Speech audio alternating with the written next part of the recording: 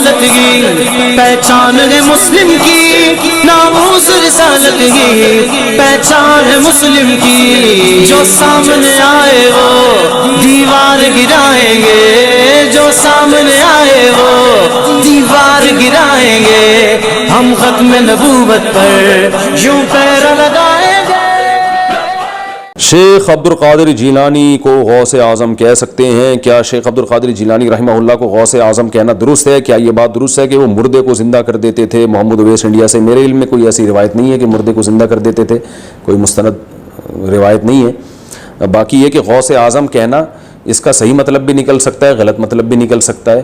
تو جو غوث اعظم کہہ رہا ہے اس پہ شرک کا فتویٰ لگانا تو درست نہیں ہے جب تک کہ اس سے اس کا مفہوم نہیں پوچھا جائے گا کہ تمہاری مراد کیا ہے اس سے۔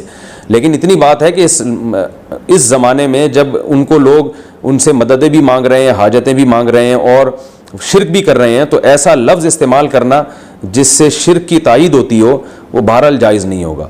تو کم از کم اس زمانے میں یہ لفظ ان کے لیے استعمال کرنا جائز نہیں ہے، کیونکہ اس لفظ میں شرک کی بو بہرحال موجود ہے اور یہ شرک کا ذریعہ بہرحال بن سکتا ہے۔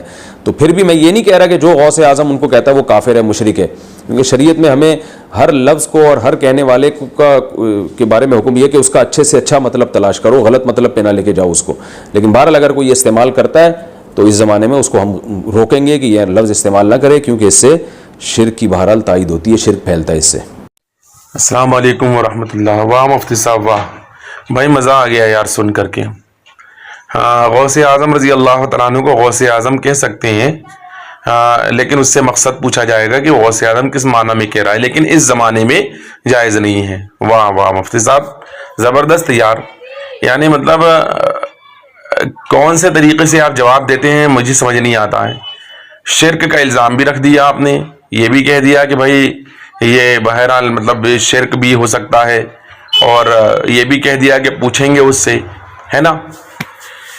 خیر بہرحال سرکار عبد القادر جیلانی غوث الاعظم رضی اللہ تعالیٰ عنہ کو غوث اعظم نہیں کہہ سکتے ہیں، ہاں اس زمانے میں، لیکن رشید احمد گنگوہی جو ان کا کوا خور مولوی ہے اس کو غوث اعظم کہہ سکتے ہیں۔